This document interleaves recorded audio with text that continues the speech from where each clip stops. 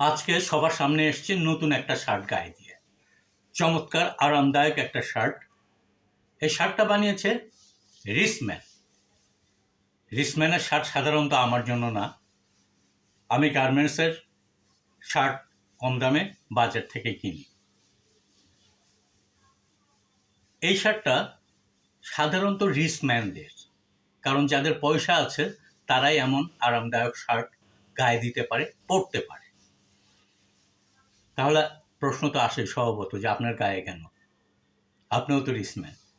নিশ্চয়ই আমি রিসম্যান না। আমি কোনো রকম সংসার চালানো একটা মানুষ। হ্যাঁ, নিজের খেয়ে নিজের পরেই চলছি, এটুকুই তৃপ্তি।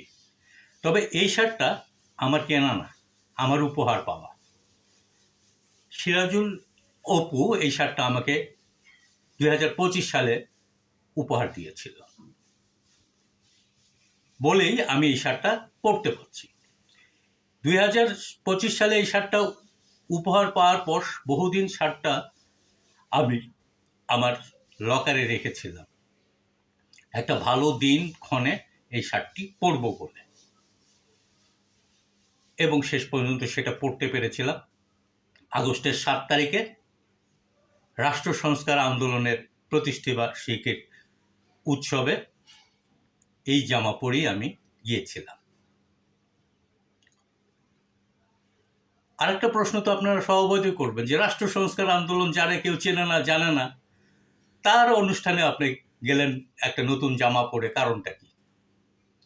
কারণটা এই যে রাষ্ট্র সংস্কার আন্দোলন গণতান্ত্রিক আইন ও সংবিধান পর্যালোচনা পরিষদের হাত ধরে রাষ্ট্রচিন্তা হয়ে বাংলাদেশের রাজনীতিতে একটা নতুন প্যারাডাইম তৈরি করেই তারা মাঠে নেমেছে, এবং সেই নতুন যুগ বা প্যারাডাইমটা হলো রাষ্ট্র সংস্কারের যুগ। এরাই প্রথম রাষ্ট্র সংস্কার লাগবেই এই কথাটি জনসম্মুখে বলে, এবং রাষ্ট্র সংস্কার করতে হলে কি কি বিষয়ে সংস্কার প্রয়োজন হবে সে বিষয়টাও তারা তুলে ধরে। সিরাজুল ইসলাম অপু মানে আমার মতোই মাঝে মাঝে রিল করে, এবং সে সবসময় দৌড় নিয়েই ব্যস্ত থাকে। সে দৌড়ের উপরই থাকে। সে মনে করে সুস্বাস্থ্যের জন্য দৌড়টা খুব কাজের। এটা গেল আমার শার্ট প্রসঙ্গ। কিন্তু শার্ট প্রসঙ্গ যখন আসলো, আরামদায়ক যখন একটা শার্ট গায়ে দিলাম, এর মূল্য প্রসঙ্গে কথা বলতে গেলে আমাদের টোটাল যে ব্যবস্থা, আমাদের সামগ্রিক যে ব্যবস্থা, সেটা নিয়ে কথা বলতে হয়। আমাদের দেশ প্রচুর পরিমাণে গার্মেন্টস বিদেশে রপ্তানি করে সস্তা দামে, আর যখন আমরা ওই গার্মেন্টসটাই দেশের বাজারে কিনি, দেশের মানুষ কিনি, তখন প্রচুর দামে আমাদের কিনতে হয়। এর কারণ হলো যে গার্মেন্টস যে জামা কাপড়গুলি রপ্তানি করে বিদেশে, সেই জামা কাপড়গুলির সিংহভাগ কাঁচামাল, ম্যাটেরিয়াল যেটাকে আমরা বলি, সেই বোতাম থেকে আরম্ভ করে সুতা পর্যন্ত সব নিয়ে আসে তারা বিদেশ থেকে নিয়ে এসে বাংলাদেশের মজুর দিয়ে এগুলি তৈরি করে আবার বিদেশে রপ্তানি করে।